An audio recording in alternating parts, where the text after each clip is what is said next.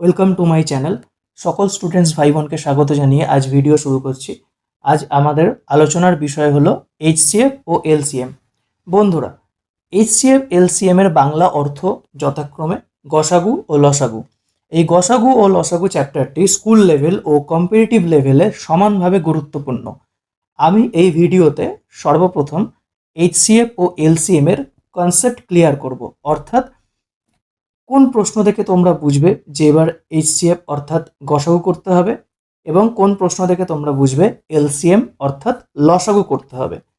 তারপর পার্ট টুতে কোশ্চেন ও অ্যান্সার অর্থাৎ প্রবলেম ও সলিউশন নিয়ে আলোচনা করব। এবং তোমাদের প্রতি আমার একটাই অনুরোধ, ভিডিওটি মনোযোগ দিয়ে দেখো, তাহলে লসাগু ও গসাগু নিয়ে ভবিষ্যতে আর কোনো কনফিউশন থাকবে না। এখানে কি আছে? এইচসিএফ অর্থাৎ হাইয়েস্ট কমন ফ্যাক্টর, বা বাংলায় আমরা যেটা বলবো গরিষ্ঠ সাধারণ গুণনীয়ক বা গসাগু। নেক্সট হলো এলসিএম, লোয়েস্ট কমন মাল্টিপল, বা বাংলায় আমরা বলবো লঘিষ্ঠ সাধারণ গুণিতক লসাগু। গসাগুর ক্ষেত্রে হলো গরিষ্ঠ সাধারণ গুণনীয়ক, লসাগুর ক্ষেত্রে হলো লঘিষ্ঠ সাধারণ গুণিতক। এবার আমরা জানবো যে গুণনীয়ক এবং গুণিতক কি। এই ভিডিও যারা দেখছো তাদের বেশিরভাগই সবাই জানো, তাও নতুনদের জন্য আমি বলে রাখছি। গুণনীয়ক কি না, কোনো সংখ্যাকে অন্য যে সকল সংখ্যা দ্বারা ভাগ করা যায়, কি বললাম, কোনো সংখ্যাকে অন্য যে সকল সংখ্যা দ্বারা ভাগ করা যায় সেই সংখ্যাগুলিকে ওই নির্দিষ্ট সংখ্যার গুণনীয়ক বলা হয়। এক্সাম্পল স্বরূপ আমরা দেখতে পারি 6 একটি সংখ্যা, তার গুণনীয়ক হলো 1, 2, 3 এবং 6, অর্থাৎ 6কে 1, 2, 3 ও 6 দ্বারা ভাগ করা যায়, তাই 6-এর গুণনীয়ক হলো 1, 2, 3, 6, বা 6-এর ফ্যাক্টর হলো 1, 2, 3, 6। 10-এর গুণনীয়ক 1, 2, 5, 10, তাহলে আমরা বলতে পারি 10-এর ফ্যাক্টর কি 1, 2, 5, 10। এবার আমরা দেখব 6 ও 10-এর কীভাবে গসাগু বার করব। গসাগু বার করার 3 রকম পদ্ধতি আছে, তো সেটা পরে আলোচনা করছি। এখানে আমরা মৌলিক উৎপাদক বিশ্লেষণ পদ্ধতিতে দেখব, যেমন 6 ও 10কে ভাগ করতে হবে কমন সংখ্যা দিয়ে, অর্থাৎ এমন একটি সংখ্যা দিয়ে দুটোকে ভাগ করতে হবে যেটা দিয়ে, যে সংখ্যা দিয়ে 6 আর 10 দুজনেই ভাগ যায়। এখানে 2 দিয়ে ভাগ করার পর অ্যান্সার এসছে এখানে 3, 5। এখানে ভাগ ততটাই করতে হবে যতক্ষণ পর্যন্ত দুটো সংখ্যা একসাথে ভাগ যায়। এখানে এসে আর যাচ্ছে না, তাই অ্যান্সার হবে 2। নেক্সট কি আছে? এলসিএম বা লিস্ট কমন মাল্টিপল। মাল্টিপল মানে কি? গুণিতক, আর ফ্যাক্টর মানে হলো গুণনীয়ক। তাহলে গুণিতক কাকে বলে না, কোনো একটি সংখ্যাকে অন্য একটি পূর্ণ সংখ্যা দিয়ে গুণ করলে যে গুণফল পাওয়া যায় সেটি হলো প্রথম সংখ্যার গুণিতক। এক্সাম্পল হিসাবে আমরা বলতে পারি, যেমন 2 গুণ 1 2, 2 গুণ 2 4, 2 গুণ 3 6, অর্থাৎ যে কোনো সংখ্যার গুণিতক হলো অসীম। এবার এখানে বলা হয়েছে লসাগু গসাগু করার পদ্ধতি। 3 রকম পদ্ধতিতে করা যায়। ফার্স্ট হলো মৌলিক উৎপাদক বিশ্লেষণ পদ্ধতি, 2 নম্বর ভাগ প্রণালী। এখানে একটা কথা বলার, সেটা হলো ভাগ প্রণালীতে শুধুমাত্র এইচসিএফ বা গসাগু করা যায়, এটা লসাগুর জন্য না। তাহলে গসাগু তিনটে পদ্ধতিতে করা যায়: মৌলিক উৎপাদক বিশ্লেষণ, ভাগ প্রণালী, সংক্ষিপ্ত প্রণালী। আর লসাগু করা যায় শুধুমাত্র মৌলিক উৎপাদক বিশ্লেষণ ও সংক্ষিপ্ত প্রণালী দ্বারা। আবারও বলছি, ভাগ প্রণালী কিন্তু লসাগুর জন্য না, এটা শুধুমাত্র গসাগুর জন্য। এবার আমরা প্রত্যেকটার এক্সাম্পল দেখব। মৌলিক উৎপাদক বিশ্লেষণ পদ্ধতিতে লসাগু ও গসাগু কিভাবে করা হয় সেটা দেখব। এখানে আমরা দুটো সংখ্যা নিয়ে নিয়েছি 12, 18, অর্থাৎ 12 ও 18 এই দুটি সংখ্যার গসাগু এবং লসাগু করব মৌলিক উৎপাদক বিশ্লেষণ পদ্ধতির দ্বারা। এখানে প্রতিটা সংখ্যাকে আলাদা আলাদাভাবে আমরা বিশ্লেষণ করব। ছোট মৌলিক সংখ্যা হলো 2, প্রথমে আমরা ছোট মৌলিক সংখ্যা দিয়েই কাটবো, বড় সংখ্যা দিয়ে না। 2 দিয়ে কাটলাম 12, আবার 2 দিয়ে কাটলাম 3, এখানে চলে আসলো 1। যতক্ষণ পর্যন্ত ভাগ যাবে ততক্ষণ পর্যন্ত আমাদের কাটতে হবে। এখানে কি আসলো? 18কে যখন আমরা বিশ্লেষণ করলাম, অ্যান্সার 2 দিয়ে ভাগ করলে আসলো এইটা।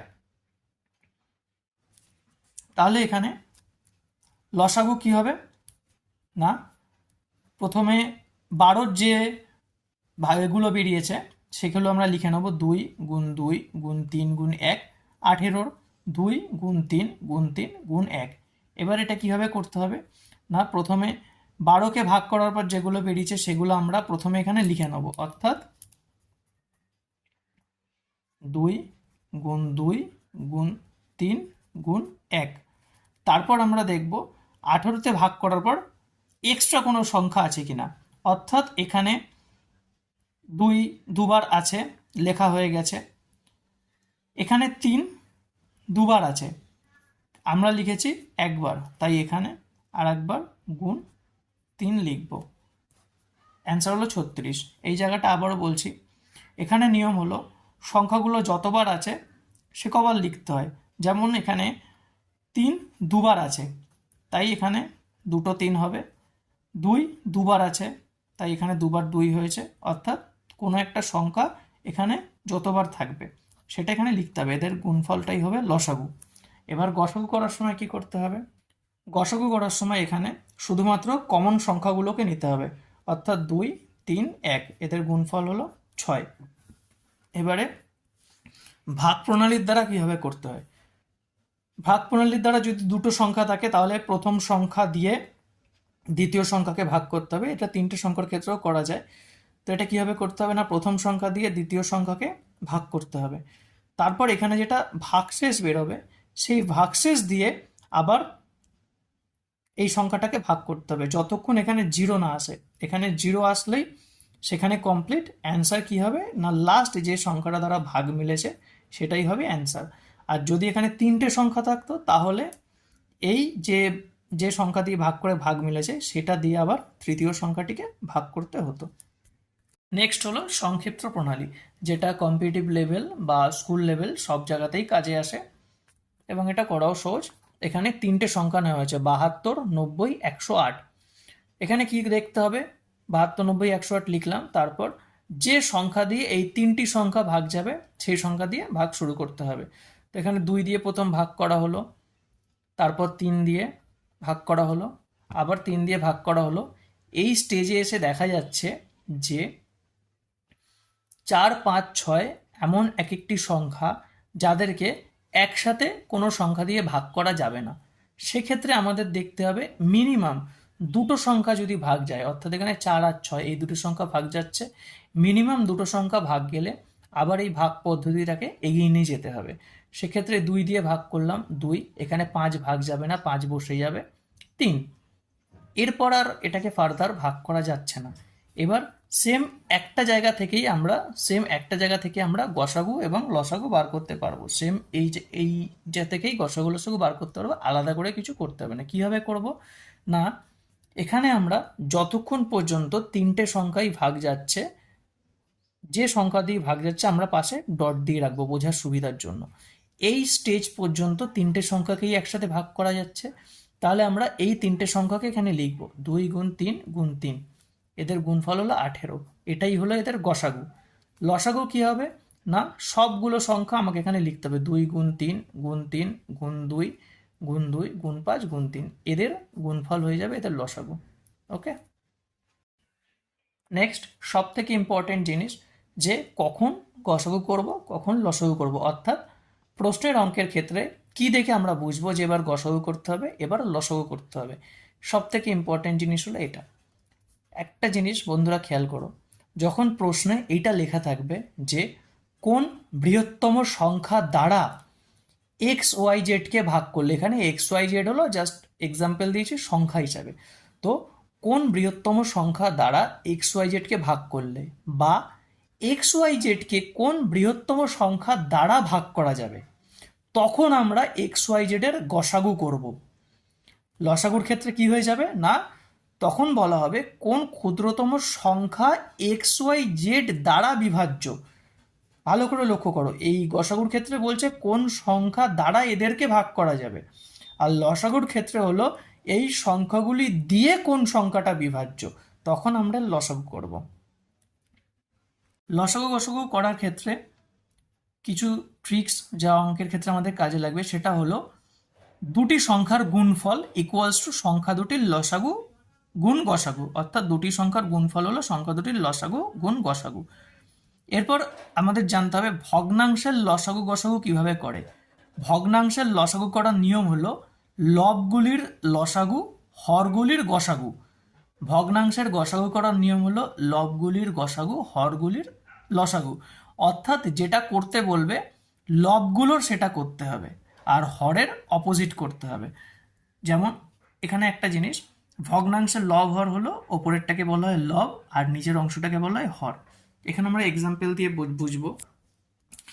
কি বলেছে, find the HCF and LCM of 2/3 আর 8/9 16/81 10/27, অর্থাৎ 2/3 8/9 16/81 10/27 এগুলোর গসাগু লসাগু। তো গসাগু করার ক্ষেত্রে আমরা কি করব, প্রথমে লবগুলোর গসাগু করব, হরের লসাগু করব। তাহলে এখানে 2 8 16 10 এর গসাগু করলে অ্যান্সার আসছে 2, আর 3 9 81 27 অর্থাৎ হরগুলোর লসাগু করলে অ্যান্সার আসছে 81, তাহলে অ্যান্সার হবে 2/81। আবার যখন আমরা এদের লসাগু করব তখন লবগুলোর লসাগু করব, অর্থাৎ 2 8 16 10 এদের লসাগু করব, আর হরগুলোর গসাগু করব, অর্থাৎ 3 9 81 27 এদের গসাগু করব। তাহলে 2 8 16 10 এদের লসাগু হলো 80 আর হরগুলোর গসাগু হলো 3, তাহলে অ্যান্সার হবে 80/3। তাহলে আবার বলছি, ভগ্নাংশের লসাগু গসাগু করার নিয়ম হলো যখন আমরা ভগ্নাংশের লসাগু করব তখন লবগুলোর লসাগু করব, হরগুলোর গসাগু করব, আর যখন ভগ্নাংশের গসাগু করব তখন লবগুলোর গসাগু করব, হরগুলোর লসাগু করব। বন্ধুরা, ভিডিও ভালো লাগলে লাইক করে দিও এবং চ্যানেলটিকে সাবস্ক্রাইব করো। এইচসিএফ এলসিএম এর পার্ট 2তে প্রশ্ন উত্তর নিয়ে আলোচনা থাকবে। ওকে, ভিডিওটি দেখার জন্য ধন্যবাদ।